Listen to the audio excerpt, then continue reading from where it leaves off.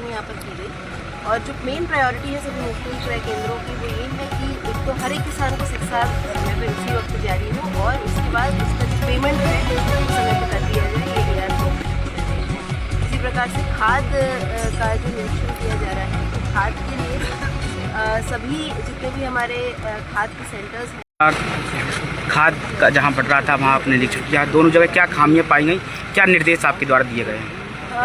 सभी मुफ्ती केंद्रों पर ये चीज़ चेक की जा रही है कि जब किसान इसमें मुफ्ती के लिए आते हैं तो एक तो उनको सभी को नियमतः शिक्षार जारी किया जाए।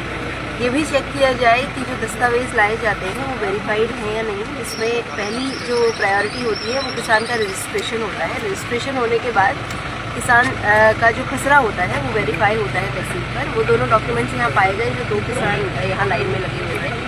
उसके बाद जब वो सेंटर पर आता है तो यहाँ सेंटर में कुछ व्यवस्थाएं हैं जो कि POS मशीन का होना और मॉइस्चर चेकिंग मशीन का होना, समस्त जगहों पर बारदाना और मशीन सिलने के लिए जो बोरी सिलने की मशीन होती है वो अवेलेबल होना। तो ये सारी चीज़ों की चेकिंग यहाँ पर की गई। और जो मेन प्रायोरिटी है सभी मुफ्त क्रय केंद्रों की वो ये है कि एक तो हर एक किसान को शिक्षा समय पर उसी वक्त जारी हो और उसके बाद उसका जो पेमेंट है वो समय पर कर दिया जाए। ये AR कोऑपरेटिव को निर्देश है। इसी प्रकार से खाद का जो निरीक्षण किया जा रहा है तो खाद के लिए सभी जितने भी हमारे खाद के सेंटर्स हैं उसमें ये बताया गया है कि ये ज़रूर चेक किया जाए कि जो खाद लेने के लिए आ रहे हैं वो वास्तविक रूप से किसान हैं। इसके लिए वहाँ पर आधार कार्ड और खतौनी लेकर किसान आते हैं और उनकी वेरिफिकेशन जो सेंटर प्रभारी हैं वो करते हैं और फिर उनको खाद की बोरी दी जाती है। क्योंकि एक किसान का ऑनलाइन POS मशीन पर रजिस्ट्रेशन होने के लिए लगभग 5 से 8 मिनट लगते हैं और इसी वजह से ये नियंत्रण करना बहुत ज़रूरी है कि सभी जो किसान हैं वो नियमतः लाइन में लगे।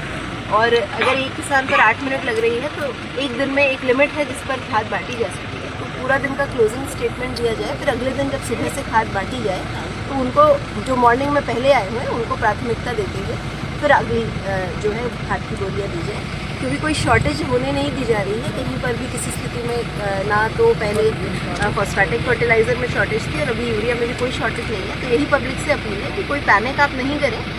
जब भी खाद आती है वहाँ पर तो वहाँ पर बताया जाता है और हफ्ते में 2 या 3 दिन खाद की सुविधा वहाँ पर दी जाती है और लाइन बनाकर उसमें एक व्यवस्था बनाकर किसानों को खाद दी जाती है। Thank you ma'am.